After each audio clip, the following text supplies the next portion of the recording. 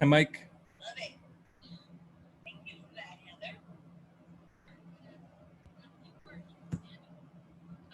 Well, so are you going to do a few, or are you guys going to switch back and forth? You'll do a few in a row, and okay. Hello. Hello, Mike. There you go. Yes. So let's see. I have to do start video. That's me. There you are. Got the Looking fan good. blowing on me. I know. I'm in a hot room too. We turn that off. There. Okay. I have a question for you right off the rip. Sure. I have a Word document that I've created to prompt me to ask certain things and to explain certain things about me. You can share your screen. Do you want to practice that? You can, Sure. if you have your Word document open. I do. Then in your screen, your Zoom screen, there's a green button, and it says Share Screen, and you can click on that, and then click right on that Word document. It'll give you an option to show the Word document. Okay, so I'm sorry, I was turning on my printer. Say that again, share screen? Yep, so click on that Share Screen in Okay. there.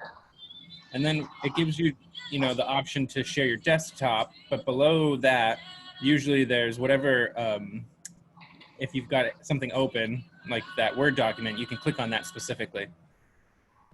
Okay. Why don't I see that? I do have it open. Oh, wait a minute, I closed it. Okay, go back here. Oop, you're gone. Yep. Oh, there you are. You can still see it, even if the How's video. that? Yes, exactly. So now we see just what you see, Okay. and it'll basically, it's your face and right next to the document. Okay. All right, and how do I scroll through this? Just like that, I guess. There's no little thing to, oh, there it is. Got it. So I'm not very tech savvy, as you can tell, and not really all that excited about doing Zoom presentations, but I know that's the way of the world right now. Thanks. Yeah. Yeah, and it looks like for the foreseeable future too, with what I heard on the news today, is a lot more people getting sick and a lot more people dying. Indeed. Yeah, we are, I think, seriously considering our winter conference be online as well. What a drag, huh? Mm-hmm. Gotta be a lot of work for you. So how do I ask questions of people, or how do they ask questions of me, and will I be able to see them? You will be able to see if they share their video.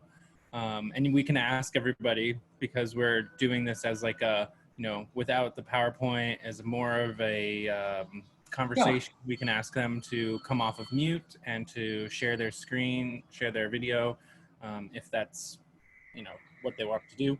And then we can also use this chat function, which is right next to that share screen button. Basically, it's simply, a message box, so we can ask questions. So I don't see that. Oh, okay, way up on top here. Yeah. Chat, where is it? I have pause share. No, I don't have chat. Okay, so there's one little trick in that. You have to exit your screen share, and then the chat screen will show up. And then what you can do is you can basically like bring the chat screen out so that you can also share your screen and see the chat function at the same time. So I'll walk you through that. So go ahead and exit your screen share. Okay, and how do I do that? You are screen sharing, I see that.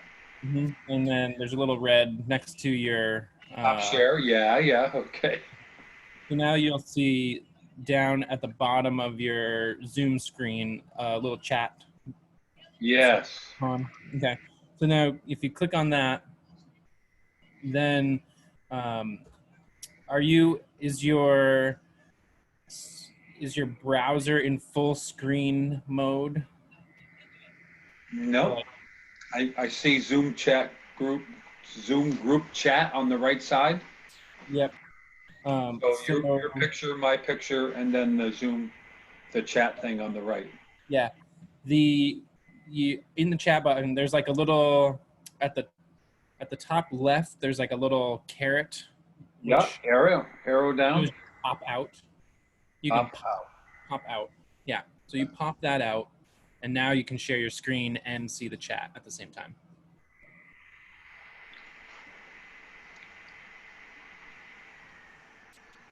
So how do I share the screen? Back to, yep, you got it. See, you're natural, right? Yeah, right. Is that right? And then, am I correct that you have your chat screen? It might have gone behind something, but it should be out for you to see. What's that now? I see the Zoom group chat. Yes. It's right in the middle. It's kind of in the way of me reading my outline. Yeah, you can grab that and move it to the side by with your cursor. You click and drag on the top bar where it says chat, and you can drag it off to the side. And we don't see the chat box because it's an option. We disable it so we don't see your chat box basically. I can make it bigger, but I can't make it move. Oh, wait a minute. Maybe. Yeah. Click and drag on the gray bar at the top, and that'll move around. Gray bar. Where it just says chat, and then Zoom group chat up on top. Yeah, you click and drag the box around. So you click and hold it down. Yeah. Now, and then you should be able to drag the chat around. No, it won't go. I can make it get taller and I can make it get wider, but I can't make it move.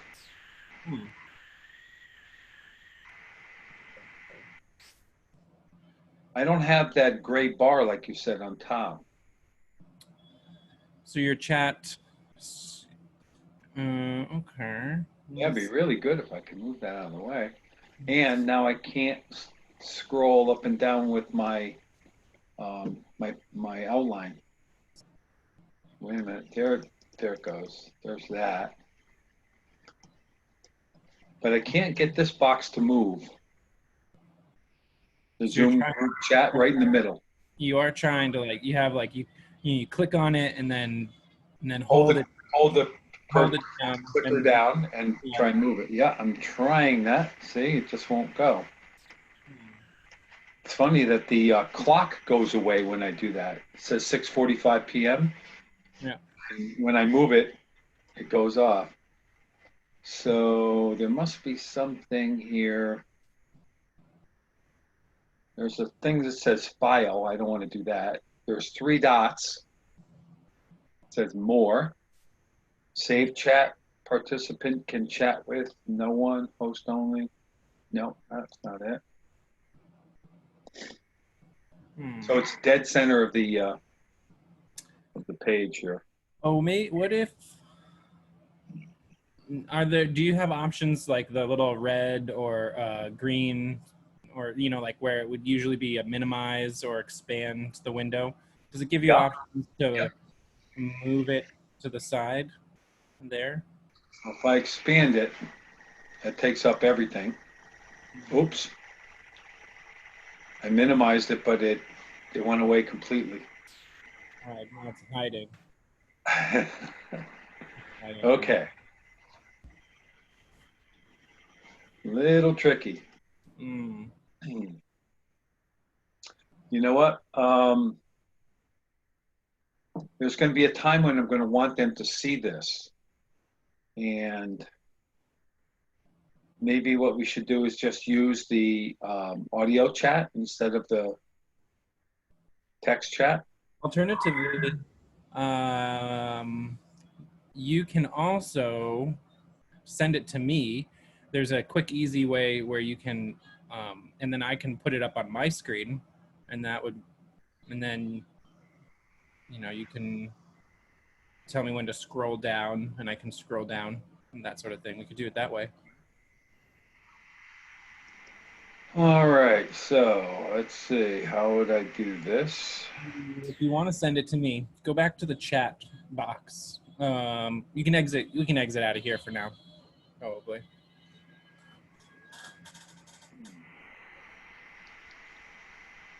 Okay. And I've got this big Zoom thing here. I'm sorry, I'm glad we got on this early. How do I make this? No? Okay, there we are. So I want to go to Word, right? Open up that document Well, and share it with you. yes, you can. There's actually a quick, easy way where we can do it here inside Zoom, where if you go to the chat function, I can, because you're gonna want to go back to that chat box, and if you're having trouble finding the chat box, I am. okay, I'm gonna kick you out of the sharing. Okay. You can find your chat box down there. Got it.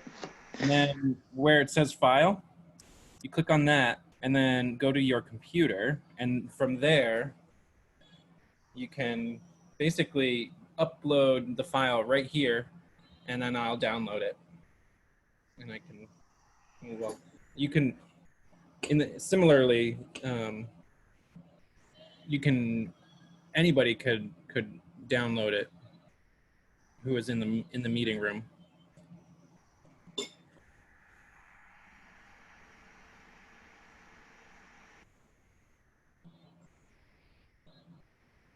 Forget what I named it now. Huh.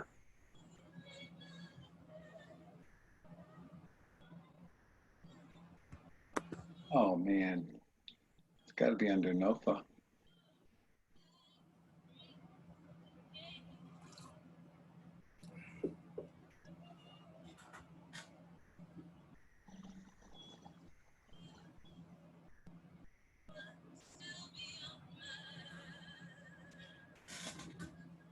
All right, let's see. Storytime. I wonder if I put it under S.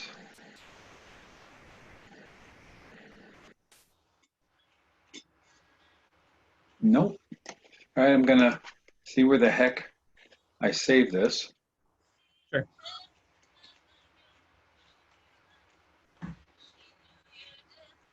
Mike, NOFA Summer Conference 2020.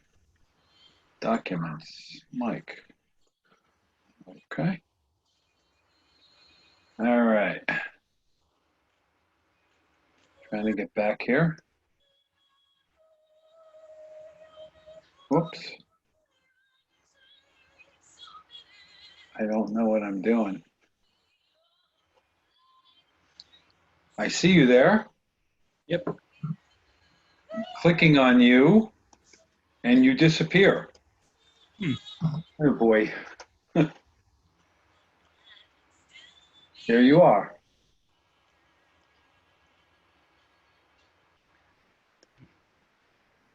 Jesus.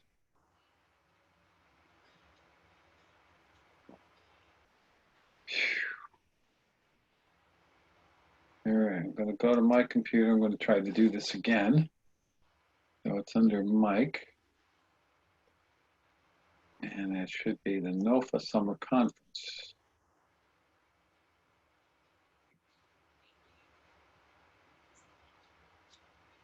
It's not there. What the hell? This is not helpful. On a Mac or a PC? Yeah, I'm on a PC. Now I can't get to the Word thing. Oh boy, there it is. And there you are. I must have put too many layers in here. All right, I'm going to go to File, Save As. So it says it's saved saved in Documents, Mike, NOFA Summer Conference 2020. It's not showing up. Is there, have you tried searching? You could just search for the document name. Storytime. Okay, let's see.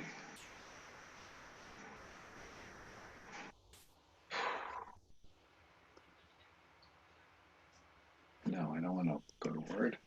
I want to go to Documents. Go to Storytime right there. So how do I do this? Right click on it, copy. So what, now you have the document. I am, yes. Did you go into through Zoom to get there? No, I didn't. I went through my documents. So that's not going to work, right? Right. But you could put it somewhere like on your desktop. If you copy it and then add it right onto your desktop, and then it'd be easy to find.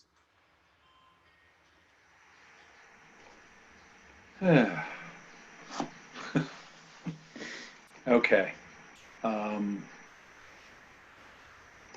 I can't get that out of here again.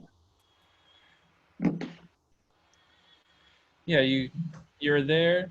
Did you copy it or?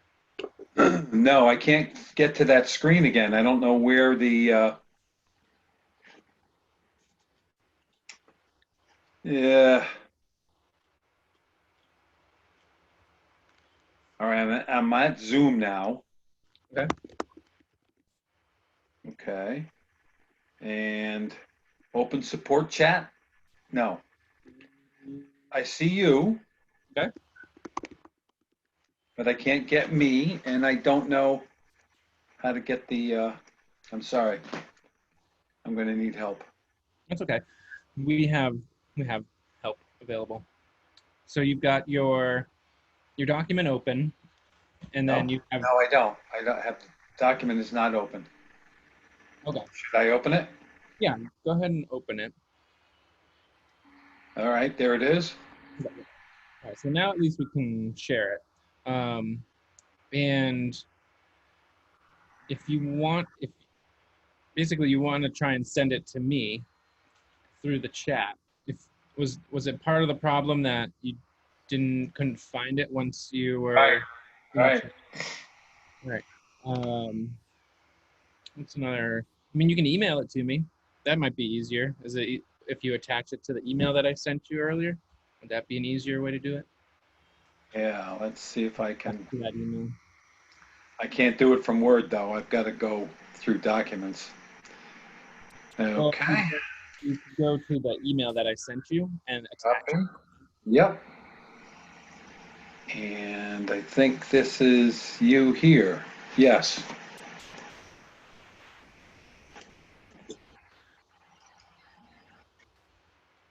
It's off to you now. Okay, great. So get me back to the screen where you and I are together. Mm-hmm.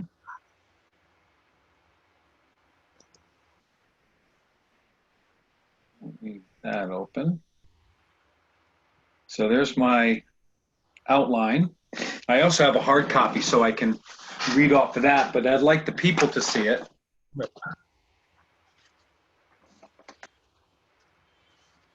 All right, how do I get back to, let's see. What do I do? Oh, amazing. Cool. And it's about 7 o'clock now, or it is 7 o'clock now. Yep. And I think I'll let everybody in, and we'll give it another moment while people trickle in, because there's one, just one. So what do I do? Hit admit? Or you're doing that? Yep. I'm going to turn this fan back on. I'm going to make sure it doesn't blow on me. Okay. Welcome, Dorothy. We're going to give it another minute as any more people trickle in who wants to join us. You're welcome to take yourself off mute and for the time being to say hello or put anything in the chat that you would like to share. If you're coming from somewhere or in particular or would like to learn anything in particular. Hello, Dorothy. Can she hear us? Yeah.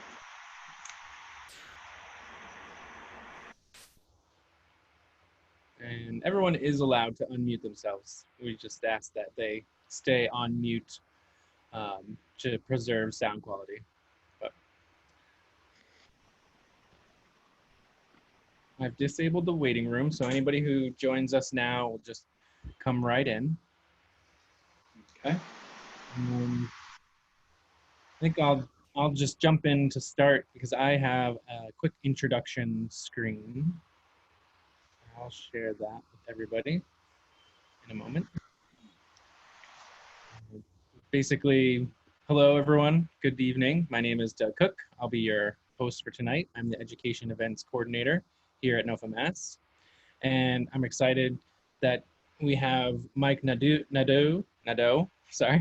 Mike Nadeau with us for Storytime, Growing Up in the Organic Landcare Movement.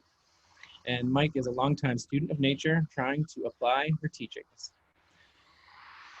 Before we get started, I will share my screen here.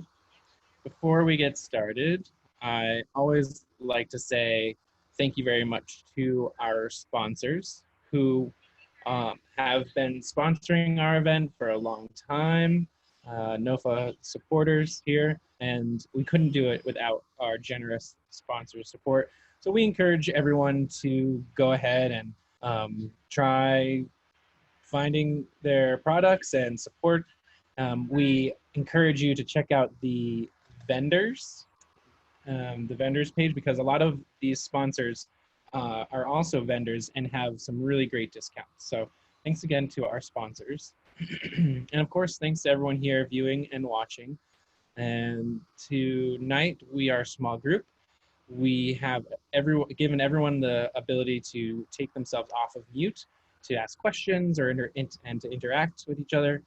Just as a note, to preserve sound quality, please take yourself and put yourself back on mute once you're done speaking, so to avoid any unnecessary background noise. And of course, we invite you to use the chat feature to make any comments, ask questions, and I, as the host, will check in on that. And if we have questions that come up, we can address them during the presentation. And just as a note, this session is being recorded so that we may share the recording with everyone who has registered. And those recordings will be available in a few weeks, in the middle of August, once we get them all in, ship shape. I have a little impendent chair who has to leave the room. It's my new kitty. This is Charlotte. Part of the organic movement. Say hello, Charlotte. And as well, we all want to acknowledge that we are inhabiting, we're presenting, we're viewing this this presentation from land that was previously occupied for a long time before European colonization, and we want to honor the people who came before us. So please take a moment to use this great interactive map. I'll post the link in the chat function to learn more about the people whose land we inhabit currently. That's beautiful. With that, I hope to have a nice conversation here with Mike. All right, Doug. Thank you. So, Dorothy, are you going to show yourself, or at least turn your video or your audio on? Guess not. Okay. So there's just one person in this workshop so far? Yeah, and we may get some people coming in because the live entertainment just ended, so we may get some people shifting over now. Okay, great. So hello, Dorothy. My name is Mike Nadeau, and I don't remember your name, but if I saw your face, I'd probably remember. I don't know if you were in, Mike Armstrong is here too. I don't know if you were in any of the classes, the organic land care classes that we teach, or if I've seen you at any of the workshops that I've done before. But anyway, basically what it is I've been involved in organic landscaping for a long time, and involved with NOFA for a very long time. As a matter of fact, my development in organic land care really came from NOFA, the Massachusetts chapter and the Connecticut chapter. And I wrote myself an outline, my self-introduction. It's a bit wordy, so I'm just going to go right through it. But I want you to know who I was and what I was and who I am now. So anyway, I was introduced to nature at a really young age by my Uncle Shiner. I'm from Maine heritage. My last name is Nadeau, so very much, and my mother's maiden name is Leblanc, so French Canadian. My Uncle Shiner, who married my mother's sister, was Native American. He was Penobscot Indian, and he used to take me into the woods, and just amazing. He'd show me all these magical things, and I felt that the woods had magical powers, and fields full of flowers and bees and butterflies and all of that at a really young age. So that got me interested in anything to do with the outdoors. So I really did not want to work inside. So I began landscaping with the next door neighbor at 12 years old. Another thing about Maine is if you have a pulse, you work. Maine work ethic, as we call it. And so at 12 years old, my next door neighbor had a landscaping company. And I branched out around 17 years old to get involved in trees also. And I earned my arborist license and my custom ground supervisory license at 17 and 19, respectively. The arborist license and the custom ground supervisory license give you permission to spray pesticides. Also, to be able to prune trees legally and to prune shrubs and to take care of lawns and all of that, applying fertilizers and things. So I learned very, very much the conventional methods, and lots of chemicals. And I used a lot of synthetic pesticides indiscriminately. And I often didn't feel well when I was using those, but these were, I was young, and I just thought that, I just get over it. I didn't think it was the chemicals at all. Later on, I did get tested.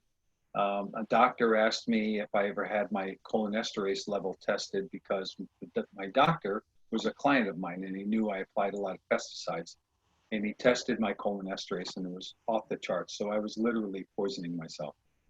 So I saw what I was doing was really not solving the problem. I felt what I was doing was somehow wrong, and that I was fighting nature. And I very much love nature. So I felt like I was kind of like at war with it. So insects and diseases constantly were changing and morphing. The more potent and lethal the insecticide, the better I liked it, because it was more efficacious. However, the insects and diseases decided that they wanted to survive too, so they would find ways to circumvent the chemicals, and I'd have to go find another chemical or add more active ingredient. And that was just the way life went. And I just didn't feel like I was doing the right thing, but I didn't know what I needed to change at this time. So I began to explore anything that was old school, any old methods, any old materials, how things were done before synthetic pesticides. A lot of that was before World War II. That's when the advent of synthetic chemicals were invented, actually. Dow, and I forget the other company, but there were two companies that created Agent Orange that was available at the very end of World War II. They never had a real opportunity to test it. But they had the ability to kill broadleaf weeds and not grasses. So a think tank got together and they said, okay, we have this great technology, but the war ended. We never got to use it. We never got to make money on it. What can we do? So they made the dandelion the enemy. I don't know how old people are here, but back in the 60s, there was a commercial on TV, a Scott's commercial, that showed the dandelion turning into a lion that was going to eat your children. And all you had to do was spritz this stuff called 2,4-D on the dandelion, and it went away in days. That was the essence of what's in Agent Orange. So Agent Orange is 2,4,5-T, and the broadleaf weed killer that is the #1 widely used to this day is 2,4-D. So it's very close. I stumbled onto this thing called the Rodale Institute in Pennsylvania, and they were talking about things using the word organic to describe how to grow things. I've never heard the word organic used any other way but the chemical definition of anything that contains a molecule of carbon was considered organic. So I got involved with Rodale. I took a month off in the summer when I started my business, which was insane. And but I learned a lot in that month. So I came back with a head full of organic and had no idea how to actually apply it because they were growing organic food. I was trying to grow organic landscaping. So I dove in head first. I read everything I could find on organic landscaping. At the Rodale Institute, their library consisted mostly of books that were written before World War II. So all of the thinking that went into organic vegetable growing and organic land care was thought up by very smart people who didn't have chemicals to use in the first place. So I started this pseudo-organic land care company in 1981, which evolved into Plantscapes Organics Incorporated, which ended up being a really busy design, build, landscape, and tree business. And it was purely organic as time went on. In the beginning, it was, like I said, pseudo-organic because I didn't know what I was doing. And I was really afraid to lose clients, you know, being new in business. So if they had weeds and they were screaming about them, I would use the chemicals. But then I would go back as quick as I could to what I was then deeming as organic. So early on, I employed the rudiments of organic land care to some select clients and some properties. And I had a lot more failures than I did successes. But I had a deep conviction that conventional land care was wrong, and I couldn't go back to it anymore. I knew that, you know, once a pickle, never a cucumber. Once an organic landscaper, I could never go back to the chemicals. So my luck was, hello everybody. So my luck was that I love this NPR station or public radio station that broadcasts out of Bridgeport, Connecticut, called WPKN. And this man called Bill Dusing was doing his radio show called Living on the Earth. It was 5 minutes on a Friday, 5 minutes before 8 o'clock. We started work at 8 o'clock, and I had a partner by this time, which was my brother. And he was a taskmaster, and I would say, I'm not starting work until I hear Bill do his 5 minute thing on Living on the Earth. Well, Bill mentioned, you know, he was finally putting to words what I was feeling and thinking. He was actually doing it and talking about it on the radio. So he also mentioned something called the NOFA Winter Conference. Never heard of NOFA, the Northeast Organic Farming Association. Had no idea about the conference. So of course I attended, mostly because I wanted to, Bill was now my hero. I wanted to meet my hero. Bill happened to start the Connecticut chapter of NOFA back in the 70s. I forget exactly when, but he goes way, way back. So he mentioned this winter conference. I attended, and it changed my life forever, and for the better, I will say. And one of the best things that came out of being involved with NOFA is that Bill Dusing became my dearest friend, and him and I kind of grew up together in a very certain kind of way. And then along the way, at these conferences, I met the president of Connecticut NOFA, who was Kim Stoner. She's an entomologist at the Connecticut Agricultural Experiment Station in New Haven, and just an incredible mind. Just a wonderful person. We became very close friends. And a few years later, she coerced me and Bill and I, literally grabbed me by the collar and said, okay, we're starting an organic landscaping program, because everything we were attending had to do with growing organic food. And her reason was that more people get poisoned on their landscapes than by eating sprayed food. And she had the facts. So I told her for years, yes, we should have an organic land care program. Yes, we should. And I never did anything with it. And when I was at that conference and Bill was there with me, she corralled us both. And that's how it got started. And that was back in 1998, the winter of 98, 99. So let's see, she became the fearless leader. I nicknamed her the fearless leader. I said, all right, if you're getting us started, then you are going to be the one to lead us. So she was more than apt at that. So I met a lot of other academics, which at this point in my life, I was a little put off by.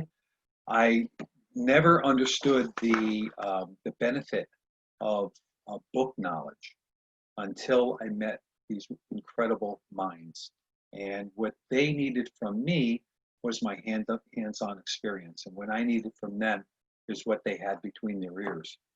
So I met other academics and some land care professionals and some concerned citizens, and we joined together and formed the Organic Landcare Program. And we became known as the OLC Committee. And it was under Connecticut and Mass NOFA at that time. The two chapters worked together. And we all became really, really good friends. We researched and wrote the Organic Land Care Standards, which supposedly is the first organic land care standards that ever existed. And we're in our 6th edition, and there's many, many thousands of copies in not only throughout the United States, but in other countries right now. And we also, let's see, we researched, we wrote something called the Lawn and Turf Manual. So it was the first manual that was written on how to grow organic lawns, when all of the pressure and all of the impetus was going towards chemicals and conventional lawn care.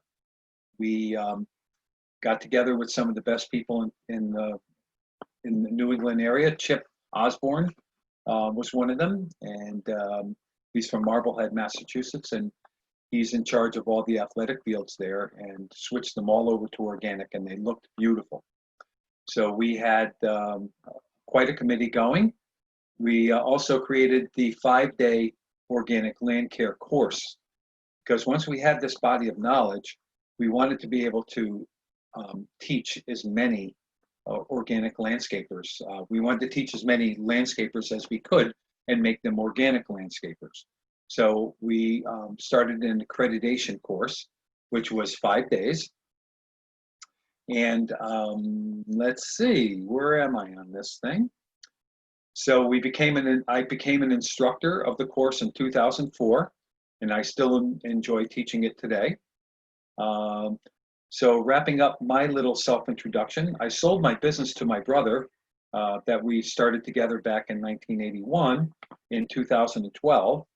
And I founded a consultation business called Holistic Land Care Consulting, LLC.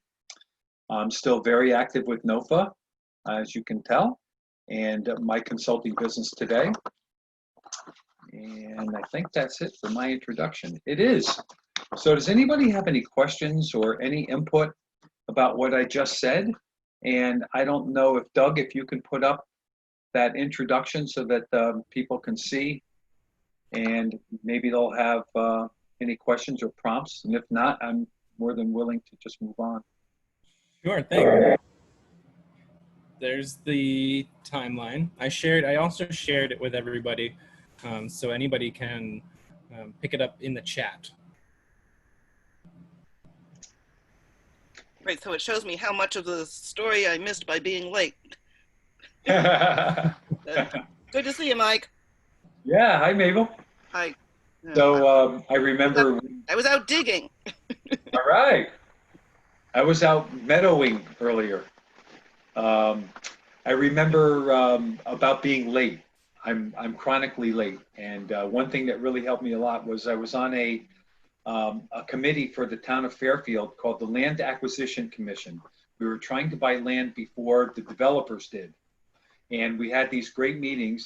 And the chairperson would never restart when somebody walked in late because she said it always gave permission to people to be late again. Mm. And I heard that so loud and clear that really helped me a lot. But I can understand digging, and it's beautiful out right now. Actually, I'll tell you what happened. My cell phone rang, and my husband was telling me about the fire alarm that went off in our building because people were doing a ventilation test, one of those smoke test thingies, and they didn't think about that they were doing it right under the smoke alarm. So I'm getting this whole story. Was that I'm supposed to be packing up and going home so I can go to this talk. So anyway, it's recorded. I'll catch the beginning of it later. Okay. So basically, that's a lot about me. I started out very rudimentarily and ended up being a 100% organic landscaper. And now what my mission in life is to really share what I've learned and what I've learned from others through my experience and the wisdom of other people. So what I'd like this workshop to be is really more of a conversation. It's that part is about me. I wanted you to know, who is actually giving this workshop. The rest of it, I'm hoping it would be like an open conversation. So if you have any questions that you'd like to ask, please feel free, or any input or anything that relates to this topic. Hello, Joe. How are you? I don't know if you can hear me. Anyway, I'm going to keep going unless we have questions. So another segment of this workshop is, my journey, how I came to where I am today. So I affectionately used to call myself a mow, blow, snow, and go landscaper. So we did a lot of mowing, we did a lot of blowing of leaves and blowing of grasses. We did snow plowing, which made us feel like snow commanders out to save the world in the middle of the storm. And then we'd go on to the next one. There was no quality. It was not about working with living plants. It was about making money and doing it as quickly as we possibly could. It was all physical. There was no real thinking involved. Then I began to think about what I was doing, and I had many repeat failures and illnesses. So when I say I started to think about what I was doing, is it wasn't fulfilling. Mowing lawns and doing all this crazy landscaping, this rudimentary type landscaping, was not really fulfilling. So I decided that I needed to think a little bit about what I was doing and see how I could change that. So I began to think about what I was doing, and when I had these repeat failures, and I also alluded earlier that I had some illnesses. So every winter I used to grow a beard, and I still do on occasion. And back in those days when I was using synthetic pesticides, I would have dime-sized bare spots in my beard, and they would move from year to year. They weren't always in the same place on my face.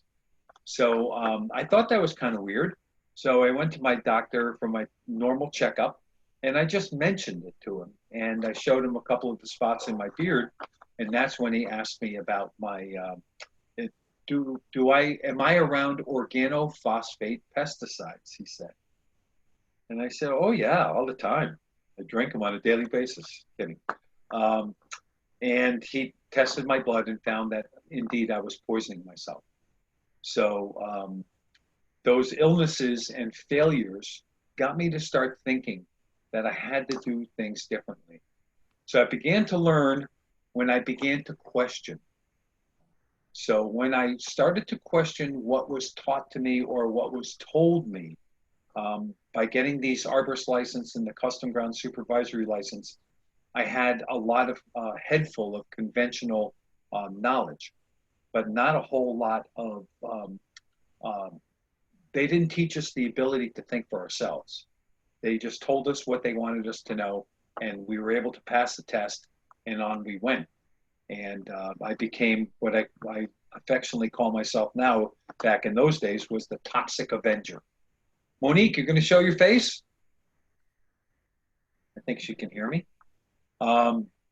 So I began to learn when I began to question things. And academia and people, hey, academia and people that were smart with book knowledge were very scary to me. And as I said before, they now became my friends because I was now working with them. And I saw what an incredible asset that they could be to my life. And also, they taught me how to use my brain. I know this sounds kind of weird, but it's the truth. I didn't really learn to think for myself till I was probably 17, 18, maybe 19 years old. I was just a automaton. I was doing what they told me. And these really wise people started to explain to me certain things, and it really got me intrigued. So from there, I fell in with a very, very lucky development was to fall in with the Organic Landcare Commission. Very smart people. They also ended up being fantastic human beings. So I have to go back a little bit. Originally, my family's all from Maine. Nobody went to college. College was for people who couldn't do the physical work. They went to learn so that they didn't have to push a lawnmower or work a shovel. And we were very proud to push our lawnmowers and work our shovels. So when I started to work with people that had college educations and PhDs even, which in Maine we used to call post hole diggers, PhD, or piled higher and deeper. We had no use for people like that. Well, I became totally committed to learning what they knew, and they were totally committed to learning what I knew. So that was the really neat thing about this whole organic land care program was I had lots of experience out in the field, so what we call dirt under the fingernails, but I had no real book knowledge. And they had lots of book knowledge, but no real dirt under their fingernails. So it was kind of a marriage made in heaven. So I was really lucky to develop the Organic Land Care program with a bunch of smart people who are also really fantastic human beings. So guys like Bill Dusing and Kim Stoner and Mary Terrell and Priscilla Williams and Sarah Little, Todd Harrington, Don Bishop. These are all the heavy hitters and the early pioneers of organic land care, and many, many more that I can't really remember or have room or time to talk to. But there was at the height, I think there was 25 of us in the committee working day and night to write the standards. So I gained confidence to experiment with things with science and others' experience behind me for the first time. So I would learn from these academics, and I would take that out in the field and actually start experimenting. And I had some confidence to do it this time because of their teachings. I questioned common wisdom, always did. I was always one of those people that said, well, why? And my dad just said, because I told you so, son. And I could never buy that. I had to think for myself. So I questioned the common wisdom, and I tried to do things differently. That oftentimes is like running into a brick wall at full speed instead of trying to go around it or maybe over it. So it was a hard lesson for me to learn. I began to have more and more successes than failures, though. The more experimenting I did using other people's knowledge, added to my own dirt under the fingernails experience, I started to have a lot more successes. So with my landscape company, I started to employ these methods and these different materials, and lo and behold, they worked. They didn't work overnight. As Todd Harrington would famously say, organic landscaping is not an event, it is a process. So organic takes a lot longer in some cases, but as we all know, the people that are here, oh, Mabel, you raised your hand, go ahead. So I'm just curious, when you're talking about successes and failures, I don't know if you went into that before I got here, but can you give some examples of what you mean happened? Sure. So one of the big ones was everybody wanted a really nice lawn, and I couldn't use the conventional chemicals. So I was trying to use whatever knowledge and materials I could muster at the time. One of them was before, I don't know if you ever heard of corn gluten being used for crabgrass control. Okay. Before corn gluten was commercially available like it is now, pelletized, I used to drive my dump truck up to Fitchburg, Massachusetts, and go under the hopper at the farm supply place and get 6 tons of it dumped into my truck at one time. It was this yellow flour-like stuff. And I tried using that at different application rates and found that at very high rates, it worked pretty much. It worked okay, but it also contained a ton of protein, which was then converted to nitrogen, which grew the lawn like a wheat field. So, I'd have to cut the lawn like every 3 to 4 days, but I didn't have crabgrass, So that was one thing. Another one was. Wait, so what changed? Say again? So what changed?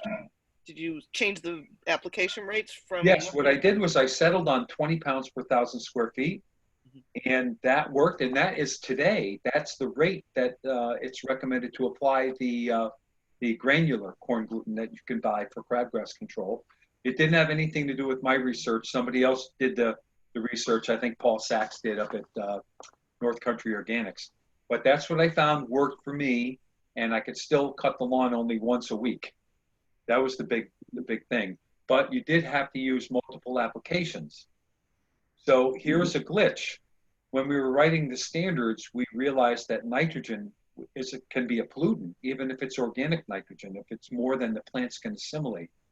So we did research through Yale and Cornell and found that more than 3 pounds of organic nitrogen applied per 1,000 square feet per year was excessive.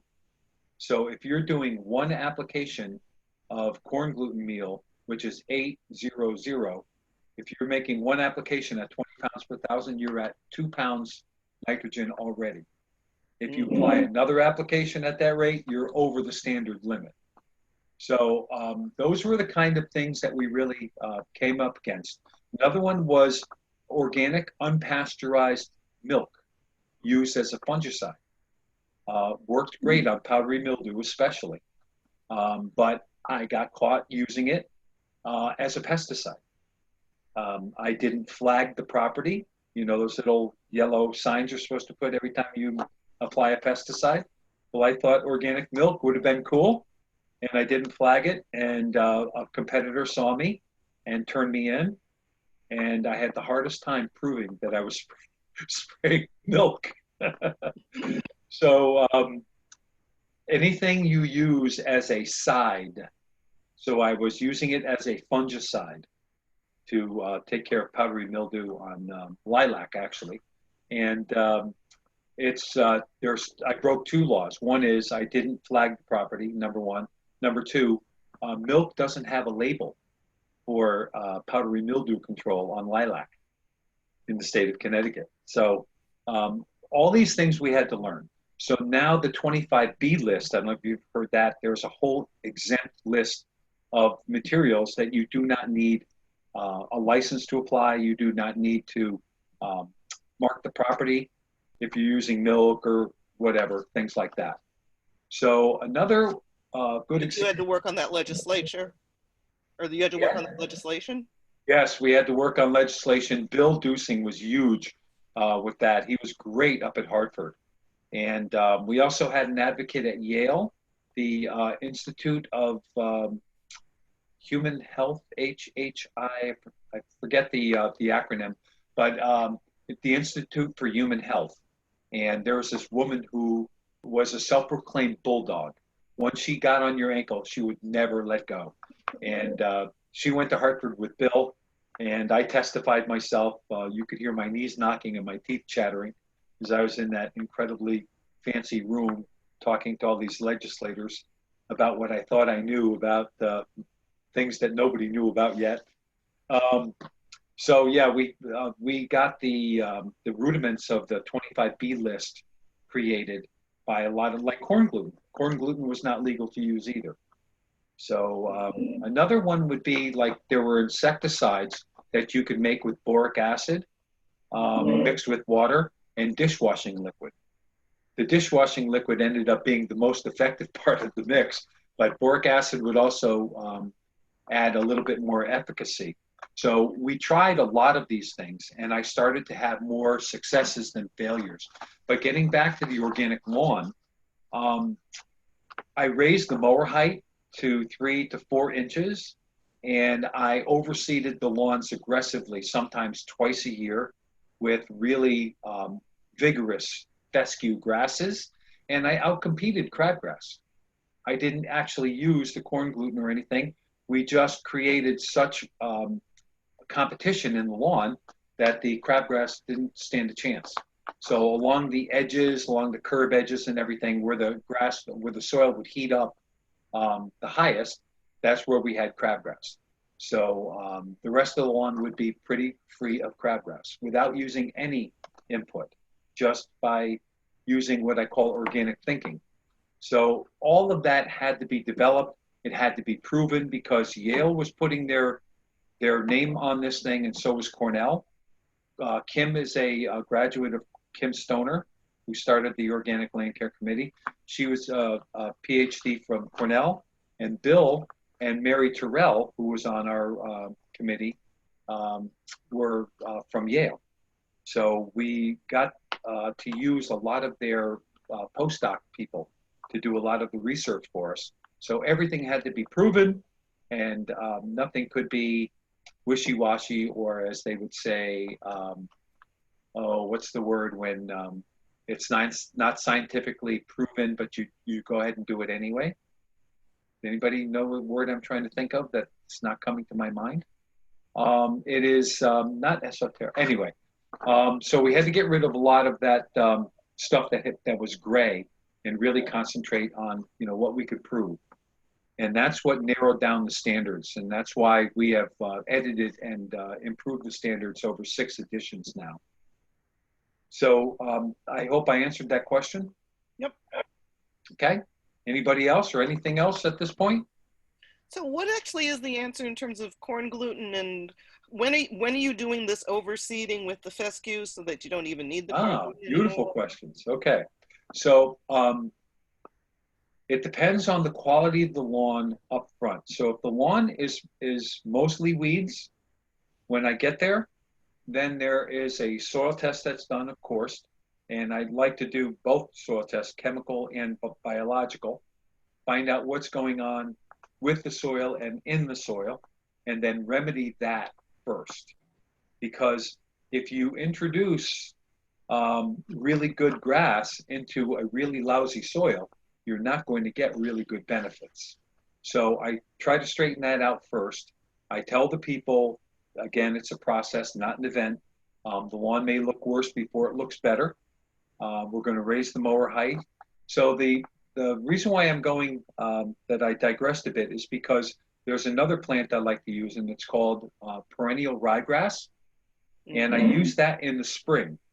And the reason why is because perennial ryegrass will germinate in 5 to 7 days and start to grow right away. So I can open up a lawn with a dethatcher or a slice seeder and sow annual or perennial rye in that time of the year, early spring, and get it to grow before the crabgrass will. If I used fescue in the spring, it takes 20 to 30 days to germinate. The crabgrass would just love that disturbance of the soil, and it would just grow like crazy. So if I take up the growing sites where the crabgrass wants to come up with something like perennial rye, that's a placeholder for me. And then that fall, either late August or early September, overseed with fescue. And then the next 2 falls in a row, overseed again with fescue. Because fescue is a clump former, it's not a runner, it doesn't have rhizomes or tillers. So you have to put enough of these plants in the lawn to take up all the voids in between. So perennial ryegrass lasts about 2 to 4 years. It dies out naturally. It's a early successional plant. Fescue is a long-term plant. So as the rye is dying out, you have to infuse youth into the lawn by overseeding with fescue. I'd like to do it 3 falls in a row. And then you get a nice, sustainable lawn. There is a group of fescues that are bred to be dwarf. They are not GMO. They have been bred conventionally to be slower growing. And it's called a low-mow or a no-mow lawn. And I find that lends itself to organic land care, some of the best. It doesn't like shade as much as some of the other fescue mixes do, but if you have 60% sunlight or more, the low-mow fescue could be really a great way to go because it only uses a half a pound of nitrogen per 1,000 square feet per year, where bluegrass needs 5 pounds. That's 10 times more fertilizer than bluegrass. And water requirements, once fescue is established, it's very drought tolerant. And a lot of the insects that bother bluegrass do not bother fescue, like grubs, for instance. That's a really big one. So that is some of the ways that I've thwarted crabgrass without using the corn gluten. So are you actually turning the lawns into fescue lawns, or is there bluegrass kind of still in there that's... I always use at least 10 or 15% bluegrass because nothing mends a bare spot better than bluegrass does. So bluegrass has this really cool tendency to send out tillers and rhizomes. Tillers are on the surface, rhizomes are just beneath the surface. And what they do is they want to pop up as new grass plants where they feel heat and sunlight. So that does not happen in a dense lawn. It happens where the lawn has been damaged. So where there's a little bare spot, the bluegrass will grow in and mend that spot by filling it in. So 10 to 15% bluegrass. Most of our organic lawns that we've done since the 90s are pretty much almost, they're probably 90% fescue.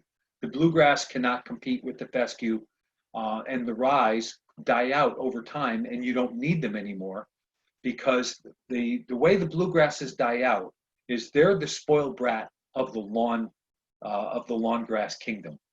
They need more water than fescue, more fertilizer, more insecticides, more fungicides. So if you're treating the lawn as if it's only fescue, you're actually favoring the fescue and disfavoring the bluegrass. So the bluegrass will melt out over time and your lawn would become a dominant fescue lawn. And it's the best lawn to have. It's really tough. Athletic fields would love to go that way, but they can't wait that long for it to get established. So they still use quite a bit of bluegrass in their mixes. So do you have a favorite lab? And then how long does it take to get the soil to where you want it before you can put in the kind of grass mix you want? Well, you got great questions. These are dilemmas that we've all put up with for the longest time. This year being a really major exception because COVID, a lot of labs were shut down. So there was a lab in Ohio called A&L Labs, I believe, that was open and you could send samples to, and they said they would have results in 5 days. Well, I got my results in 3 weeks, and the results weren't anywhere near as good as this other place I'm going to tell you, and it was way more expensive. I send all my chemical soil samples to UMass. When we were writing the standards, we were trying to work with UConn, and we had one of the professors there from the horticulture school who worked with us and then would just stop working with us. He wouldn't answer emails or anything. And finally, we were doing a workshop on Long Island, and he was joining us. And on the way back on the ferry, he had a few beers, and he got loosened up. And I asked him, what the heck happened to you? And he says, Mike, don't you get it? I said, get what? He goes, we're funded by the chemical companies. We can't do organic. So UMass really did. They are funded quite a bit by chemicals too, but they really worked with us. So I send my soil samples to UMass because I can ask them for organic recommendations. Okay. And the turnaround time in the springtime is probably 2 to 4 weeks when everybody else is sending their samples. Or like this time right now, they're caught up. I get my results within a week or less. Also, I probably do like $10,000 at least worth of soil test business with them a year. So they cannot put me ahead of people, and I don't want that to be done. But what they do is when they see my samples come in, they'll put extra people on, which is really nice. Most of the time, students to do some of the like the ignition, loss on ignition, to find out how much organic matter you have in the soil and stuff like that. So I find that UMass really wants to work with us, and they love the whole NOFA thing. We've had teachers from UMass teach the course, and they've been very, very open to another way of thinking, getting away from the chemicals. But do you feel like you can get the soil to where you want it? I don't know, how fast before you can do the lawn and not okay, so blah blah blah. So there's another thing, and Monique can talk more to this than I can, but the other soil test I do is a soil bioassay, which tests the living and previously living component in the soil. So the soil microbes, or the soil food web, or what I call affectionately the poop loop. Eat something, poops it out, something else eats that, poops it out, and it becomes plant available food. That is where you can get the quickest results. So if you're working with the biology in the soil, you can add compost or compost tea or both and get really rapid results compared to applying chemistry to the soil. So I always do both, because the chemistry works much better and much faster when the biology is in place. So if I need K, if I need potassium in a soil sample that says I need potassium, I would go and get Jersey green sand and apply Jersey green sand. Now what it is it's a mineral, it's a rock. If you put that green sand on a depauperate soil that has no organic matter, it's going to stay there till doomsday. But if the soil biology is there to eat that and break it down, the poop loop thing, the K becomes available. So it's a two-pronged thing. Monique, you probably have a lot more to share on that. Do you have anything you want to say at this point? I'd like to hear more of your story. Go ahead. No, your story. You missed it all.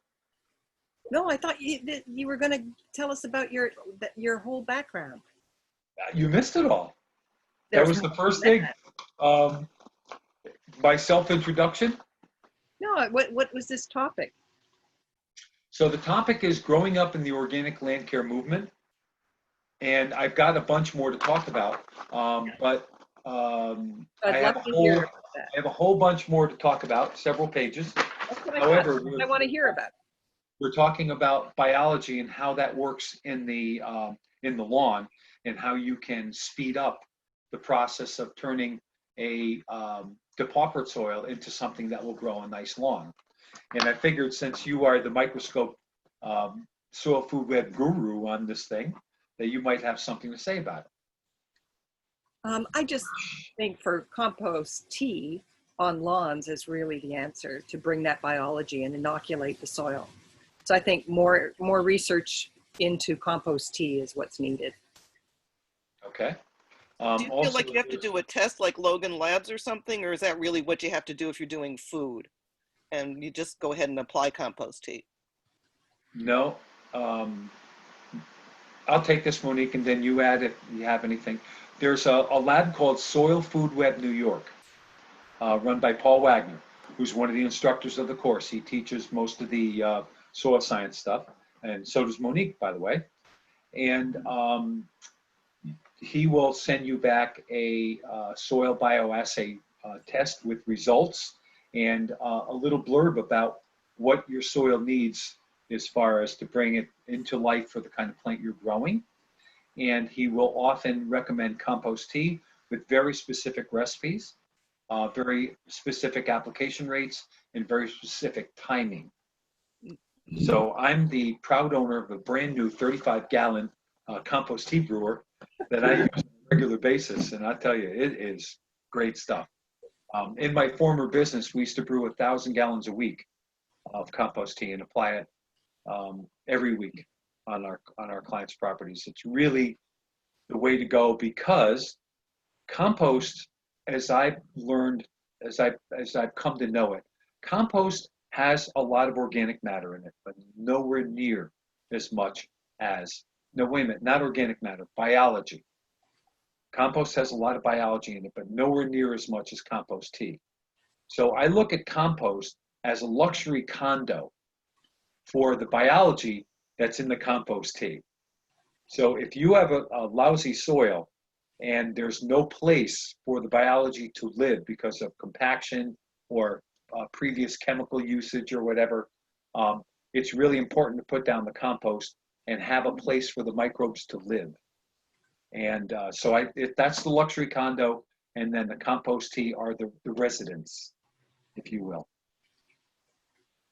Great, thank you. Okay. So Monique, we're talking about my journey. I mentioned that I started off as a mow, blow, snow, and go guy, and that my thinking evolved. It was everything I was doing before I started to think was all physical.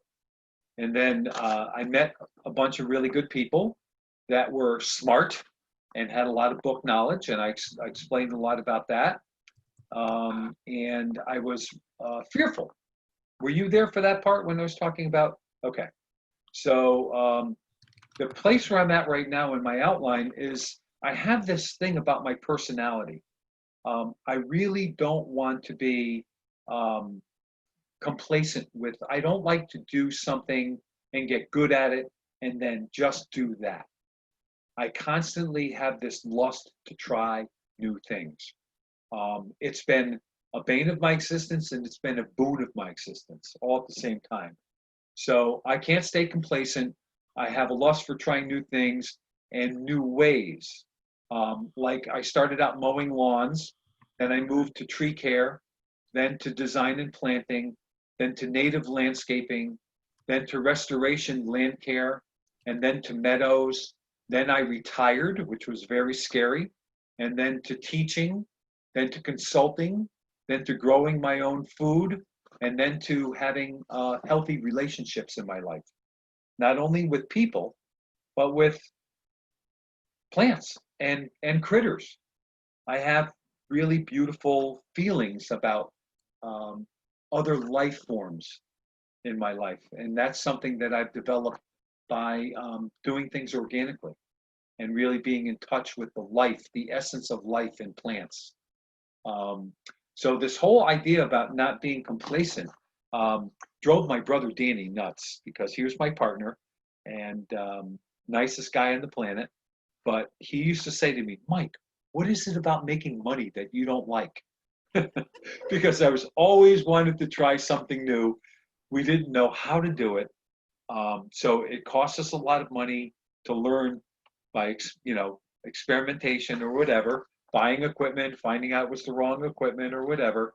But I always had this quest to try things differently. So that has really paid off as far as the organic land care movement goes. So I was able to bring that to the committee when we were writing the standards, and we wanted to call it organic landscaping, and I was the only one that said no. It is land care. We're working with trees, because landscaping connotated rhododendrons and lawn, and land care is a much bigger thing, and it's also this holistic idea of the entire property, and then your neighbor's property, and then your neighborhood, and then your county, and then the state, and then the country. I mean, it all radiates out. It's like dropping a pebble in a pond. It just creates ripples all through the environment. If you believe that a butterfly can start a hurricane or a tornado on the other side of the world, why can't thinking about life in a different way ripple through people that are in a class learning about organic land care, a lot of them who really don't want to be there. So I was one of those people that did not want to learn new things. I knew it. I knew my chemicals. Don't tell me about organic, but I couldn't let myself stay there. And I see these spaces in the class that I teach over and over again, where they're sent there by their bosses and they really don't want to learn.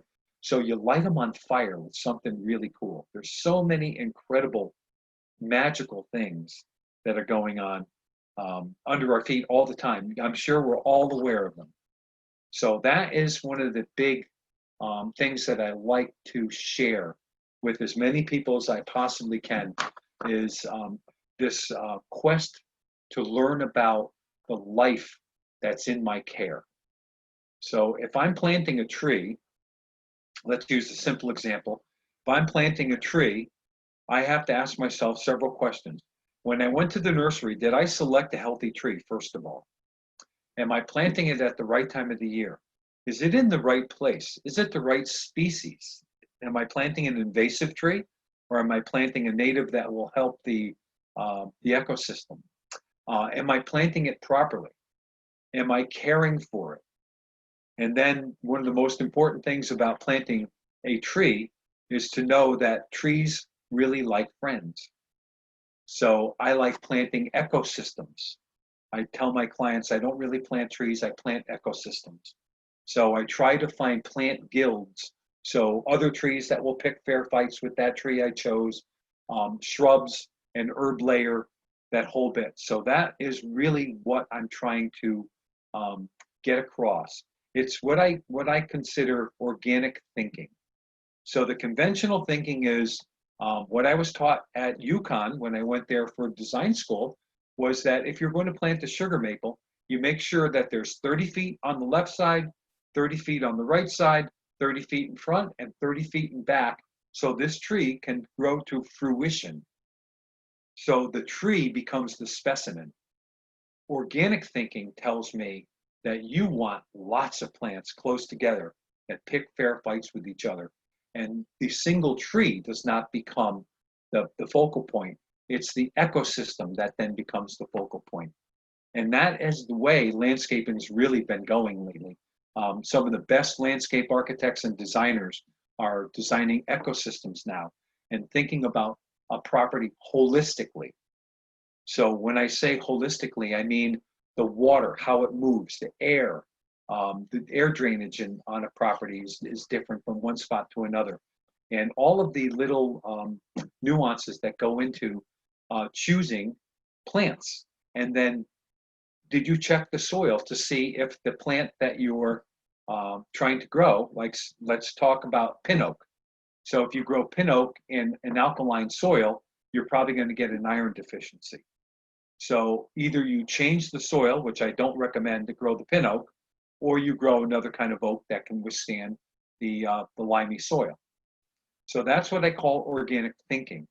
What I did in the past was we were taught how to chemically change the soil to accommodate any plant we wanted. One of the saddest things I did was I did a landscape for a church, and a Catholic church that I went to when I was a kid. My dad was deeply involved in that church. And when they wanted to re-landscape the church, my dad told them, "You better use my sons." So that's how we got this job.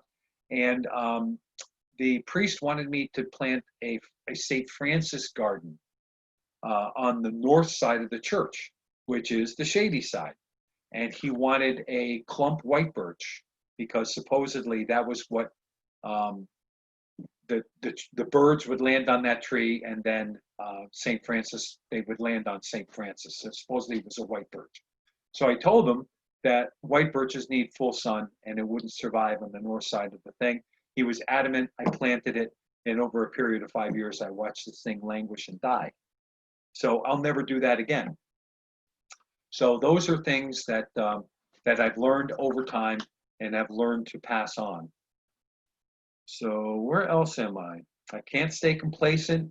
I think that building relationships with plants and people that care for plants, or my clients, or my students, are extremely important. So relationship, the plants, how they relate to the property.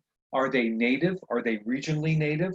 So let's take, for instance, that whole concept of nativity.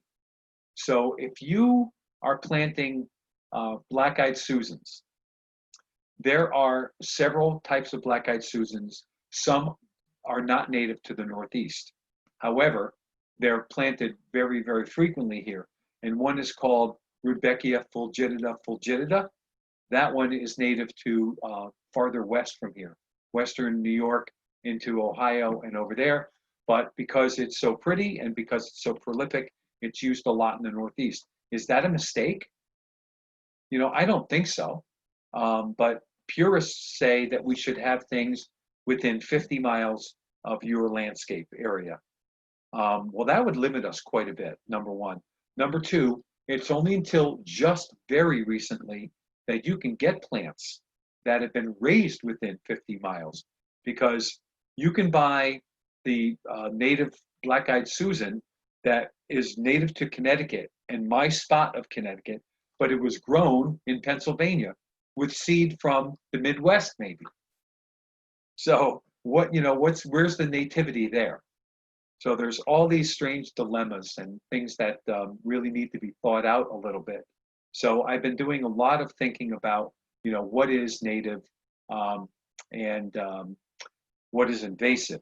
And also, invasive is a pejorative human term. I believe that invasives really do a lot of harm, but they're also here for a reason. And the number one reason is us, human beings. We're the most invasive species on the planet. We've introduced them all. We've spread them around. I just heard a really good workshop on invasive plants are spread around mostly because of commerce. So invasive insects too, and pallet wood from shipping containers. So it's the number one reason why these imported pests are coming in and killing a lot of our native plants. So that's it about my journey. And I wanted to say a little bit about how I stay involved with NOFA since 1990. So I guess I got involved with NOFA in 1984. And that's when I met Bill Dusing and all of that. And I've been involved quite a bit with them ever since. And I probably always will be. But before I move ahead, Monique, did you want to know anything more about my journey? Hi there. How I got to where I am now and where I came from? Do you have any specific questions that I might not have covered?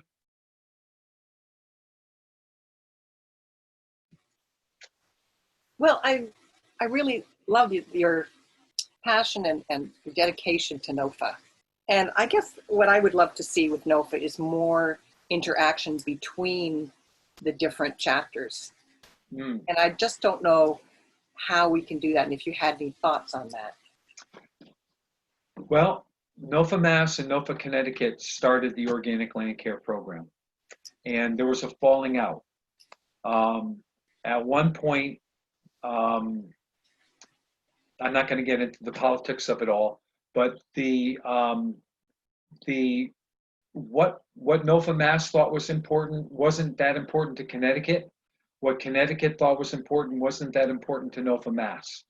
So we decided that we would take the standards, which were both our property, and we would just do our own thing.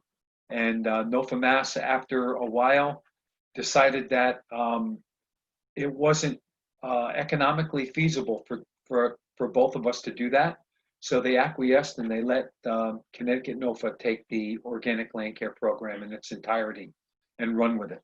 So I would love to go back and have NOFA Mass rejoin us and partner with them. With the hindsight that we have, you know, that's the cool thing. We made mistakes with each other back in those days. With that hindsight, we could probably move forward together. Another one is the Ecological Landscape Alliance, ELA. They are so close to being exactly like organic, like the NOFA. The only difference is they believe that every now and then the extremely judicious use of synthetic pesticide is warranted, where NOFA says never. So that is a big defining line between ELA and NOFA. And there was a time when ELA and the NOFA chapters did work together. We had a conference together several times, and it was beautiful. But that point always came to a head, and a couple of personalities got their noses bent out of joint. I think I was one of them. And it caused a rift. And again, I think going back, ELA has become way, way more organic because of NOFA. I think if we went back and just allowed them, like whirling dervishes, you let them whirl. If some of the ELA people want to use synthetic pesticides, that's their business. I'm not the organic cop, and neither is NOFA. So I think that could work again. The Brooklyn Botanic Garden, we did a series of workshops down there with NOFA Mass and NOFA Connecticut together, and it was 100% organic. So there's lots and lots of partnering that can be done. Monique, I'm going to be very honest with you at this point. I have given my life and my soul and my time and my money to NOFA to create this organic land care program, and I'm pooped out. I want the easy stuff now. There's got to be a new young people coming in to take over, and I will gladly hand the torch over. It's not just me, it's people like yourself, you know, that have been involved for a long time and bent over backwards. So in order to get this other entities to work together, it needs a cohesive, energetic force. And that's not me anymore. I love the teaching part of it. I love the mentoring part of it.